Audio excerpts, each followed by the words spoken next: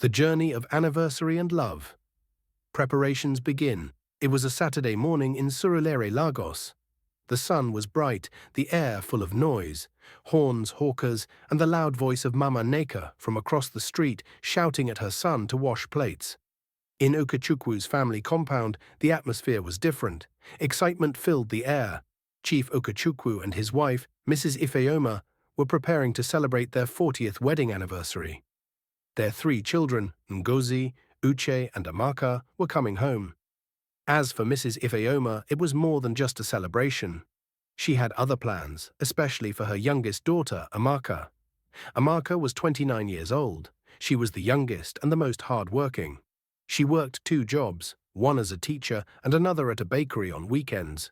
Since her father's health started failing, she took it upon herself to support the family. She sent money home every month, bought her mother's medicine, and even helped Uchi pay his final year in school. But this same dedication made some people talk. But Amaka doesn't care to get married. Mrs. Ifeoma's sister, Auntie Chinwe, would ask any time she came around. Her parents carried her like an egg. That is the reason. Which man will come and carry her like that? Amaka didn't care what people said. She loved her father. After all, she believed in her dreams when nobody else did. By 2 p.m., Ngozi and her husband arrived from Abuja with their 2 kids. Uche came in from Unilag, loud and full of jokes as always. The house was bubbling with excitement. "Daddy, see the way you're looking young," Ngozi shouted, hugging her father. 40 years of marriage didn't even show on your face. Chief Okachukwu smiled weakly. He had been managing high blood pressure and diabetes, but his spirit remained strong.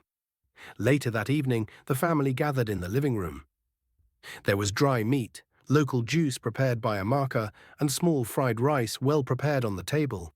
Laughter filled the air as they looked through old photo albums. But just as the mood was light, Mrs. Ifeoma cleared her throat.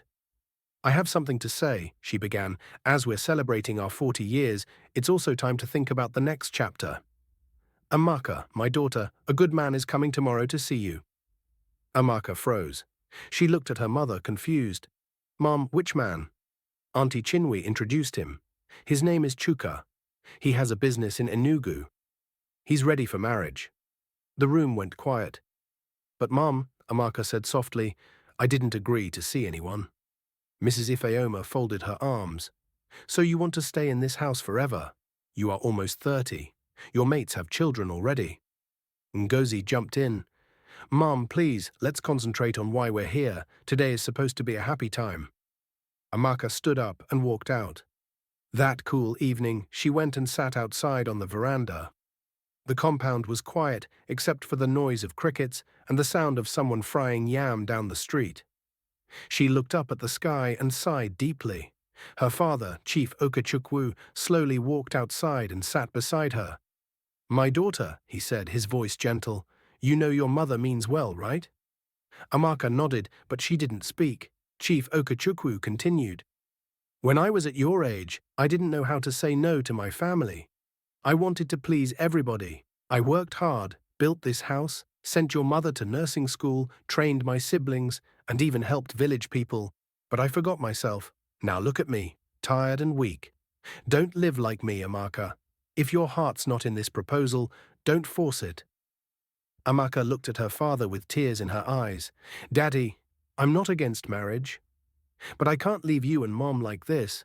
The hospital bills, house repairs, Uche's school fees. If I go now, who will do all that? You think love means carrying all the weight by yourself?" Chief Okachukwu asked. "You need to build your own life too." They sat in silence for a while. Inside, Mrs. Ifeoma was discussing with her sister, Auntie Chinwe and Ngozi. "This girl is too stubborn," Mrs. Ifeoma said. "We gave her everything, and now she doesn't even want to give us joy by getting married." Auntie Chinwe shook her head. "That's why I don't believe in sending girls to too much school. They came back with too much grammar and no husband." Ngozi raised her hand gently. "Auntie, that's not fair. Amaka has been doing everything for this family. Can't she choose her own happiness?" But no one listened. The next morning the compound was full of activity again. Canopies were being arranged in the front yard, chairs and tables were lined up. Mrs. Ifeoma was shouting at the caterer to put more pepper in the jollof rice. By 11 a.m., guests started arriving. Many of them were on white lace uniforms, friends from church, neighbors, some distant uncles and aunties. Amaka helped serve drinks, but her heart wasn't in it. Her mother kept looking at her and signaling her to smile. Around 1 p.m., Chuka arrived. He came with a black Prado Jeep, wearing a white senator outfit. He was in his late 30s, with a neat beard and a confident smile. He greeted everyone respectfully, handed over a carton of wine, and bowed slightly as he greeted Chief and Mrs. Okechukwu. Then he saw Amaka. She smiled politely but didn't say much. He tried to start a conversation, but she gave short answers. Later that afternoon, Mrs. Ifeoma pulled Amaka aside. "Don't embarrass me," she whispered. "At least get to know him." "Mum, I'm tired. Can't we just enjoy today without turning it into a marriage interview?" But her mother had already walked away. That evening, when most of the guests had gone, the family gathered again in the living room. Chuka was still there. He brought out a small box and placed it on the table. "I'm not here to rush anything," he said. "But I came with the intention of starting something serious. Amaka, I hope you'll allow us to get to know each other." There was silence. Everyone looked at Amaka. She stood up. "Thank you, Mr. Chuka. You seem like a good man. But I'm not ready to talk about marriage." "Not today." Ifeoma's mother with her cup of tea. "Ha! You finally said it with your own mouth." Chuka nodded slowly. "I understand. I'll take my leave now. I respect your honesty." He left quietly. After he was gone, Mrs. Ifeoma exploded. "You have disgraced me today, after everything I've done for you. Do you want me to die before I see your wedding day?" Chief Okechukwu raised his hand. "Enough, Ifeoma. This is not how we raise our daughter. She has the right to choose her own path." But the damage was done. Amaka quietly left the room and went to her bedroom, tears falling down her face. Later in the night, in her room, Amaka looked at old certificates on her wall, her B.Ed degree, her best teacher award, and pictures of her and her students. Then she saw a photo of herself and her father at her NYSC passing out parade. He was so proud that day. Her phone buzzed, a message from her friend Ife. "How are you? Are you still coming for the interview on Monday?"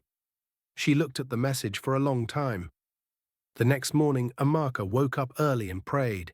She needed air. She grabbed her handbag and slipped out of the house before anyone else got up. She didn't even wait to take breakfast.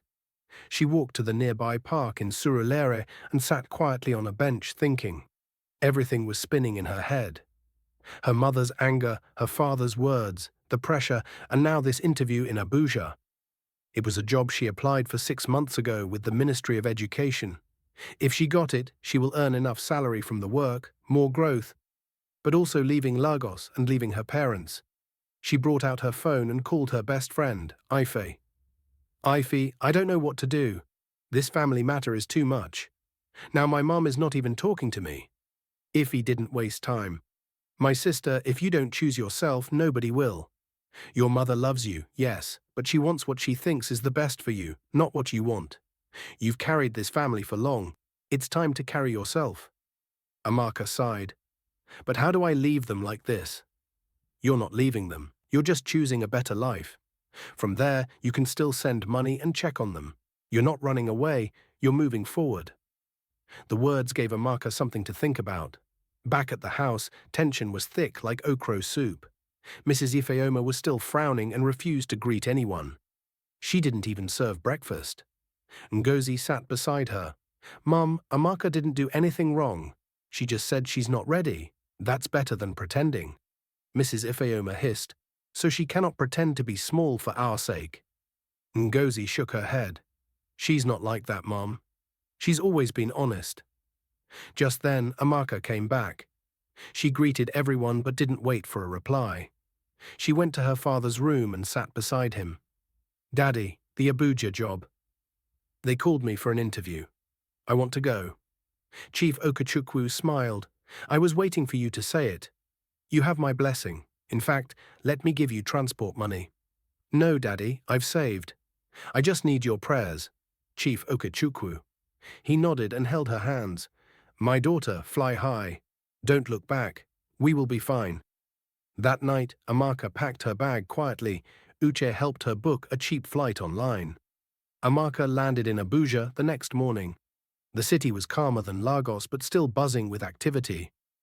Ife met her at the airport and took her straight to her house in Kubia. The interview was scheduled for the next day. That night, as they sat on the balcony drinking juice, Ife looked at her and smiled. "You look like someone who just removed one big stone from her back." Amaka laughed for the first time in days. "I feel free. Scared, but free." Ife nodded. That's how new chapters start. Back in Lagos at home, Mrs. Ifeoma noticed the house was quieter without Amaka. No one woke her up with hot tea, no one mopped the living room or reminded her about her pills. Even the fridge had fewer things. One evening, as she was washing her clothes, she found a small envelope in the bucket. It was a letter from Amaka. "Dear Mummy, I love you so much. I didn't mean to hurt you. I just need time to build my life too. I'm not running away. I'm trying to become someone you'll be even more proud of. Your daughter, Amaka." Mrs. Ifeoma wiped her eyes and sat down. 2 weeks later, Amaka got the job. She called home and broke the news. Everyone shouted in joy, everyone except her mother. But later that night, Mrs. Ifeoma called her. "My daughter," she said quietly, "I'm sorry, I was too hard on you. I was scared to lose you, but I'm proud of you. Your father was right. You've done more than enough." Amaka smiled. "Thank you, Mom. I'll come and visit soon." 3 months passed. Amaka settled into her new life in Abuja. Her new job at the Ministry of Education was not easy, but it gave her peace of mind. For the first time in years, she didn't have to calculate money before buying groceries. She even started saving to enroll in a master's degree program. Every Saturday, she called home, sometimes to speak with Uche, sometimes her father. Her mother had softened, but they still spoke carefully, avoiding the topic of marriage. Then one day, Chief Okechukwu fell sick again. The call came at night. "Amaka." Ngozi's voice trembled on the phone. "Daddy collapsed in the kitchen. He's at the hospital." By the next morning, Amaka was on a bus to Lagos. She didn't even think twice about it. When she arrived, the hospital was quiet. She found Ngozi and Uche sitting outside the ward discussing with a female doctor. Her mother was inside with their father. "Amaka," Ngozi stood up. "They said it's stress and low sugar. He'll be fine, but the doctor said he needs rest. Proper rest." Amaka entered the room quietly. Chief Okechukwu was lying down, eyes closed but breathing calmly. His wife Ifeoma sat beside him, holding his hand. When she saw Amaka, her face softened. "You came," she said, surprised. Amaka nodded and walked closer. Mrs. Ifeoma stood up. "Let me go and buy something from the pharmacy." She left them alone. Amaka sat down and took her father's hand. "Daddy, you scared me." He opened his eyes slowly and smiled faintly. "You're here. My daughter the lion. I knew you'd come." Amaka smiled through her tears. "You'll be okay. I'm here now." He squeezed her hand. "Don't forget to go back. You've started something good. Don't stop." Later that evening, Amaka and her mother sat in the compound at home. The night breeze was cool. For the first time in a long while, they talked calmly. "Mom," Amaka said gently, "I know you want the best for me. I really do. But I also need to find it in my own way." Mrs. Ifeoma nodded slowly. "I've been thinking about everything. Your father's sickness made me see things differently. I was pushing you because I didn't want you to suffer like me. I married early and gave up my nursing dreams. But you have a chance. I don't want to stand in your way again." Amaka reached out and held her mother's hand. "I'll always be your daughter. Whether I marry today or next year, I'll never forget you and Daddy." For the first time in a long time, they hugged, tight and without words. The next day, when Chief Okechukwu returned home, the family had a small Thanksgiving in the living room. Uche brought out his small Bluetooth speaker and played gospel music. There was no canopy, no guests, just the 5 of them, jollof rice, fried chicken and orange juice. Uche raised his plate. "To a family that fights and still comes back together." Everyone laughed. Then Ngozi turned to Amaka. You know Mom has finally accepted you're not getting married this year. Amaka rolled her eyes. Can we rest from that topic, please? They all laughed again. Then Amaka turned to her father. Daddy, next time don't collapse. If you need something, call me. Don't go and scare us again. He nodded. Yes, Ma, I heard you. They all laughed again, this time longer. That night, as Amaka was preparing to return to Abuja the next day, her phone buzzed. New message from Chuka. Hi, Amaka. I heard your dad was sick. I hope he's okay now. I didn't want to disturb you, but I still think about our last meeting. No pressure, just wanted to wish you well. Take care. She stared at the message for a moment, then she replied, Thank you, he's much better now. I appreciate your kind words. She didn't say more, but she didn't delete the message either.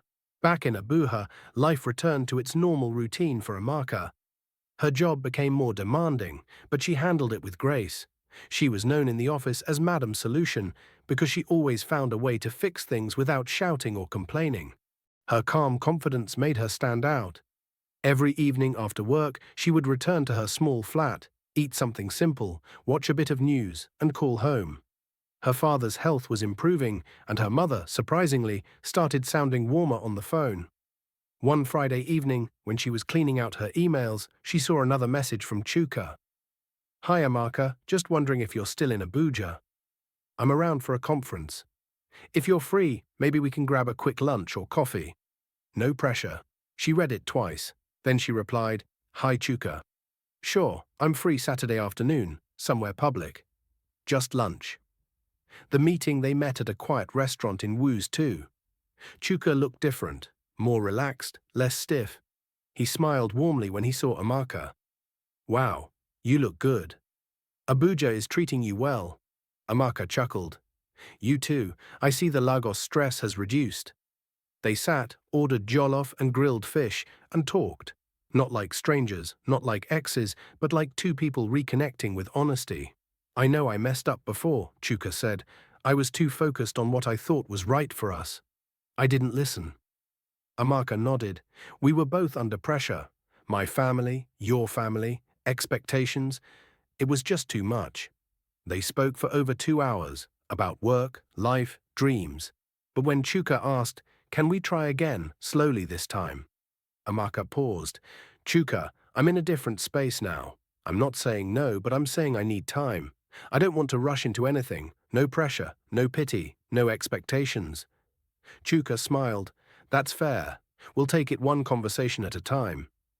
When Amaka told her mother on the phone about the lunch, Mrs. Ifeoma kept quiet for a while. Then she said, If his head is correct now, maybe you can talk to him gently. But I won't say anything again. I've learned my lesson. Amaka smiled. Thank you, Mum. Chief Okechukwu, overhearing the call, shouted from the background, Just tell him to come and greet me next time, man to man. Everyone laughed. In the weeks that followed, Amaka and Chuka talked more. There were no gifts, no pressure, just conversations, long calls, WhatsApp voice notes, and shared funny memes.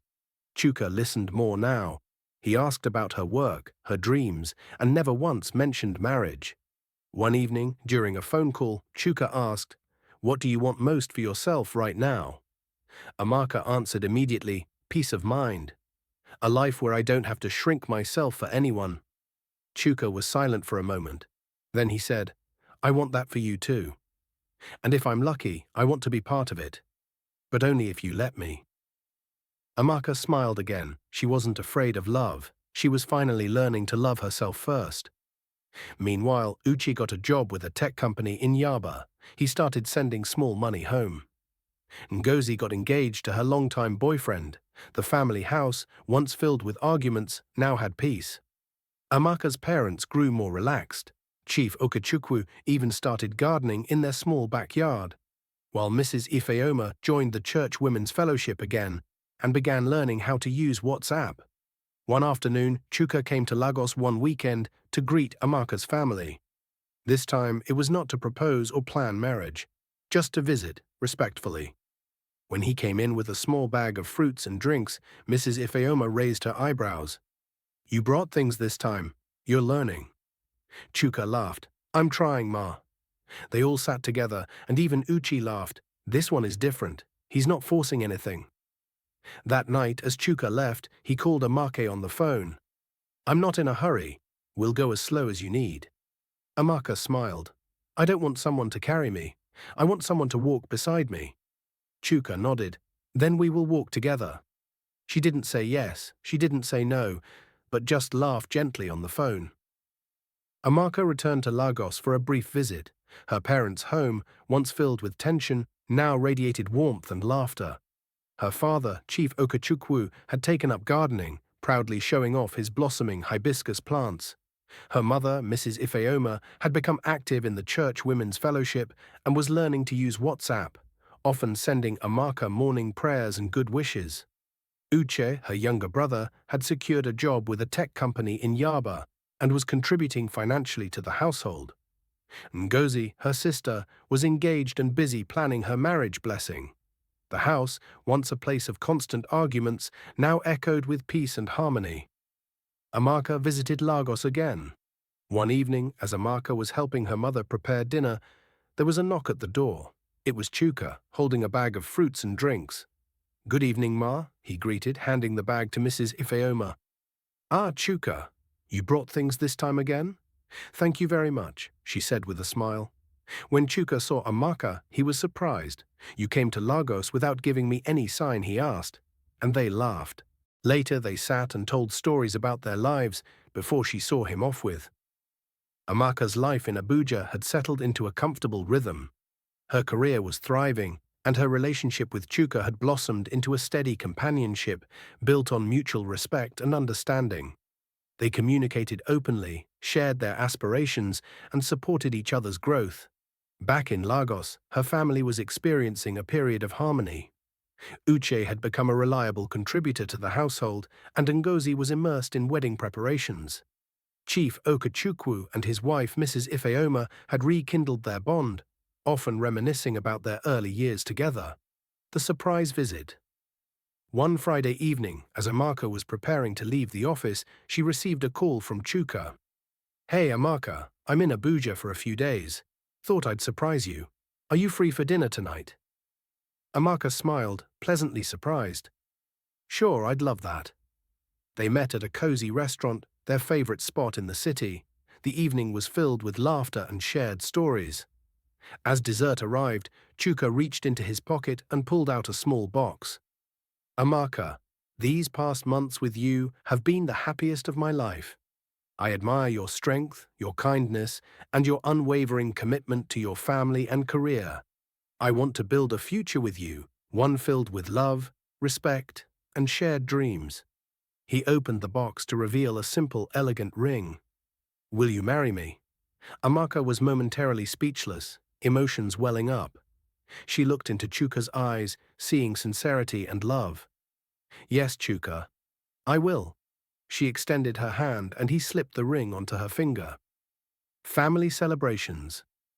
The news of their engagement was met with joy and excitement. Amaka's parents were overjoyed, and preparations for a traditional engagement ceremony began in earnest.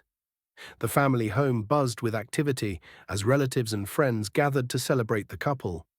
During the ceremony, Chuka's family formally requested Amaka's hand in marriage, presenting gifts and expressing their admiration for her. Chief Okechukwu and Mrs. Ifeoma gave their blessings, proud of the woman their daughter had become. As the festivities concluded, Amaka and Chuka sat together, reflecting on their journey. We've come a long way, Amaka said, leaning on Chuka's shoulder. Yes, and I'm grateful for every step, he replied, holding her hand. They knew that marriage would bring new challenges, but they were ready to face them together, grounded in love and mutual respect. A new life together. After their traditional engagement, Amaka and Chuka decided to take things one step at a time. They didn't rush into a lavish wedding.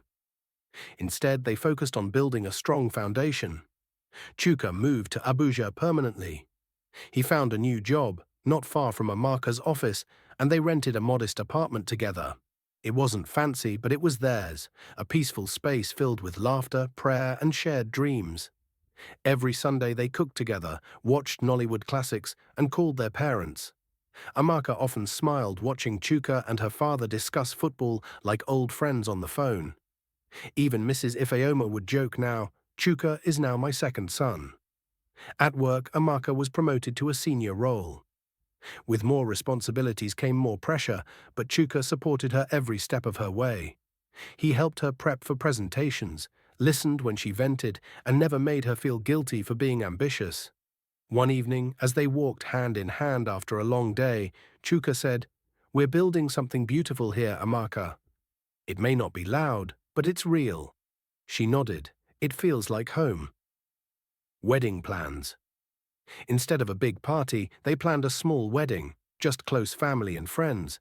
They wanted the focus to be on love, not status. The day was simple but filled with joy. Uche gave the toast, Ngozi cried happy tears, and Chief Okechukwu danced like a young man again.